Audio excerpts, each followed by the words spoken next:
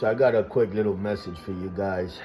So I want to pose to you a question first and foremost. The question is this: what considers a good day? What do you consider a good day? If you define that, isn't it a day without problems? You didn't have any problems on that day. Everything went smooth sailing. And when you reflect on the day and the end of the day, you say today was a good day. So it's the absence of problems is what made it a good day. Now let's define happiness. Something that most people are chasing after, happiness. It's so important, guys, that we define stuff so that we make sense out of it. So we ground it, we root ourselves, we define stuff. When you define stuff, you get more context. When you get more context, everything else kind of plays a role in that narrative that you just defined one thing. So happiness, as an example, I'll make sense out of it now. Happiness, something that most people are chasing after, right? So define happiness. What makes a day happy? What makes you happy, right? It's the absence of problems and everything going your way. It's the absence of drama, problems, and on top of that, it'll make you happy if everything goes your way. Green lights, parking spaces, nobody stepping on your toes, people kind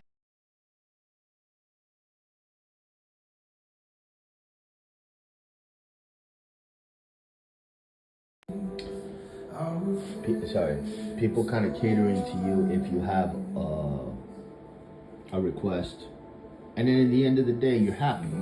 Everything went your way. Now, ask yourself this question: is that reasonable to put yourself in a position where, if all of these boxes are checked off daily, that would be the place where you rest your head and wait for these things to happen in order to be happy? Or can you decide and make the choice of being content? Notice these words: decide, being content. Contentment is one of those things that when you look around, do you need anything or do you just want stuff? And I'll make an example. You have food in your refrigerator, you have a place to sleep at night, you have a roof over your head. These are basic necessities that if you can check off these boxes, you can be content with the fact that, okay, I'm not going hungry, I have water to drink if I'm thirsty, I have a bed to sleep on if I need rest, air conditioning and all the rest, right? So it's so important for us to ground ourselves in this life and look at the scenery and see what everybody else is chasing. I dare to say that the devil made up the philosophy of being happy in order to live life, and that's the only target that most people try to hit a bullseye on. They're chasing pleasure, they're chasing fun, they're chasing entertainment, all for the conclusion of quote unquote be happy. And so that ties into purpose, destiny, calling, sacrifice, suffering, because you can't, when you have one thing, you can't have another. You can't have chaos and peace at the same time. You have to choose one. You can't have a lot of things, but you can't have your cake and eat it too, kind of thing. So, did you know what that means, by the way? A lot of people don't know. Eating your cake, if you eat it, you no longer have it. So you can't have it and eat it too. If you eat it, it won't be present anymore. A lot of people don't know that, believe it or not. But so when you understand life and how to make sense out of everything, because it's so important that we unpack stuff and make sense out of stuff. So many people are being led by their feelings and their emotions when you're supposed to tell your feelings and your emotions what to feel. If it's an irrational feeling and there's nothing going on, why should your feelings rule you? If there's nothing going on and fear is present, we got to tell fear to leave. Because God didn't give us a spirit of fear. He gave us a spirit of power, love, and a sound mind. So we're not meant to be subjected or subdued or underneath feelings. We're supposed to be the guy on the chariot and the horses. Kind of like sometimes our feelings take us, but you can halt, you can pull back on the reins, and you can stop something from pursuing, and that's self-control. That's God saying, hey, listen, I know you feel lust right now, but halt those feelings. Pull back the reins, because that's going to lead you towards a place of destruction and or consequences. You know. So what are we really saying here? We're taking accountability, a lot of people don't do this. Common sense ain't so common anymore, unfortunately. And so, back to the beginning of the video, we'll end it. A happy day is the absence of problems and everything going your way. But to expect that, isn't that a little irrational? For everybody and everything to get out of your way? Isn't that a little irrational? You have to have this kind of obsession with yourself, like if you're all that in a bag of chips, that the Red Seas are going to part when you get there in order to really meet those criteria. Anybody can have a happy day one day, but not ever, not forever, right? Jesus had the palm branches put down on the floor for him when he was coming in on a donkey. That was a happy day for Jesus, but before that, he was being persecuted. He was so many different things so that's how life is.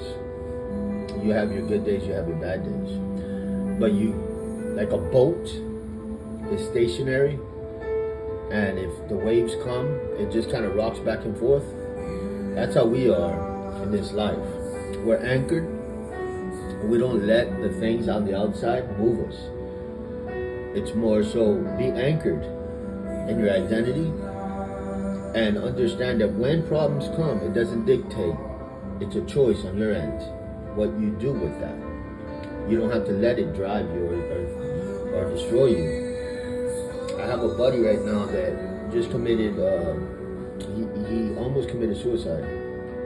And he's a born again Christian. He's walking with God. He was on fire for the Lord.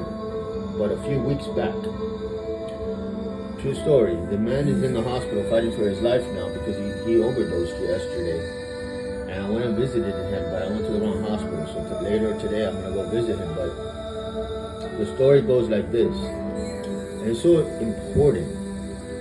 Why is it that important things get the back seat and things that are stupid in nature, stupid, is what people feed themselves?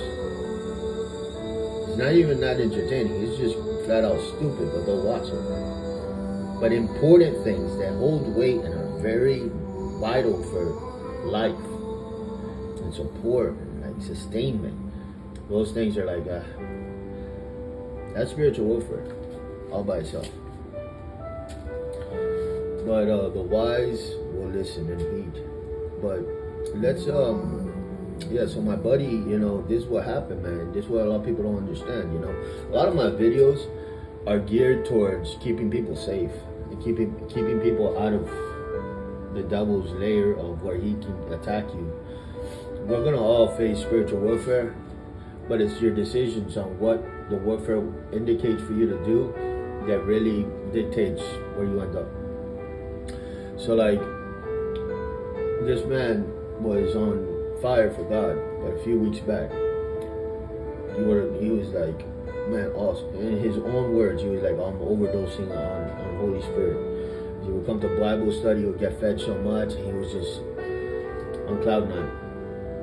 And then he said to God, he said, you know, I'm a warrior. Put me in war. You know, I'm ready to fight the devil. And spiritual warfare is very real. You're not supposed to fear the devil, but you're supposed to acknowledge and understand your position in this whole thing is you're a son of God or a daughter of God. And we submit to the Lord. And the Lord fights our battles for us. But when you try to fight your battles, you'll run out of gas, you'll run out of strength, you'll run out of resources, you'll run out of everything. And then you'll be left, you know. So, you know, the human state, man, unless you're solid up here, solid in your free will and the will, you know, your free will is like biblically placed, you know, you're not going to make it like that. Unless you're solid up here and you're biblically placed. But he fell, man. He fell hard, and all because he stopped coming to Bible study, and he started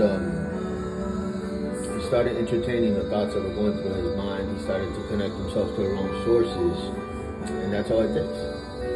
You know, you want the recipe for disaster? Hang out with the wrong sources, which is a form of connection, and stop connecting yourself to the Lord. Disaster is right around the corner. 10 times out of 10. It's just a matter of time. You won't make it. Not like that. So my videos are all about connection to the Lord and resisting the stuff that this world offers you. And it sounds a little bit like the grandma life, where it's nice and quiet and peaceful.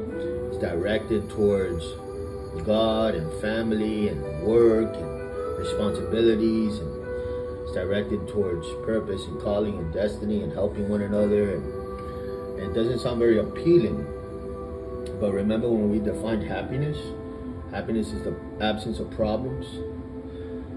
And also, you know, when you have the Lord and you get to receive from the Lord in terms of His presence, His glory, His manna, His thoughts, His care for you, His comfort, and you connect yourself to Him, you're flooded with all of these things that people chase after on a daily basis with alcohol, drugs, and sex. God gives you all that, but it's pure. It's not contaminated. I know a lot of people are not going to get this far, but I'm just trying to help people understand that there's a prudent, potent way to live where it's not connected to problems and disaster. There's the way of the world, and then there's the way of heaven. And the heaven life, although it may not tickle your ears, it sounds a little bit boring, but it produces everything that people are looking for on the other side. You know, peace, tranquility, harmony. And like you hear the background here, that's all they hear. And treat everybody nice, treat everybody kind, forgive if they step on your toes. That's the type of life. I mean, I, for one, live that chaos life, that drama life, that problematic life. So I have an extra regard for peace. I have, like when I peace, man, it's like heaven to me. Because I know what it's like not to have it. It's precious to me. The people that don't value peace, they live in chaos and destruction. And that'll wear you out over a period of time. Then when you have this, you appreciate it so much. But you have to create it. You have to cultivate it. It doesn't just appear. You have to disconnect yourself from bad sources, connect yourself to the Lord, and create the ambience, the atmosphere for it to match up with you know, and that's a trajectory that you're going to be heading into in your life, in your mind, in your heart. As a man thinks, so is he. So our thought process and what we're meditating upon, what we're watching, all of that plays a role in your quote-unquote happiness, your satisfaction, your comfort in life. It's simple. It doesn't tickle the ears, but it works, and that's where life is at. Where death is at is where the problems are, drama, strife. But that's what it tickles the ears, because that's where the quote-unquote fun is at, pleasure is at, entertainment's at, lawlessness. It's like outside of the place where God will have you to be, because anything goes in that area. That's why it's quote-unquote fun. It's like driving against oncoming traffic. Oh, this is going to be fun. And there's an element of adrenaline to it, because you're doing something you ought not to be doing, and that's what people attribute to fun. However, it's destruction, and they're actually playing to the devil's hand. Because not only the bad things happen, but then when all accounts are settled, you go to hell when it's all said and done. So I don't see the upside. But that's neither here nor there. If you made it this far, I'm out to help you guys, but people just gotta get themselves, their mind out of the gutter. There's better quality life out there. It might not tickle the ears, but it feels so right. Milk and honey kind of stuff.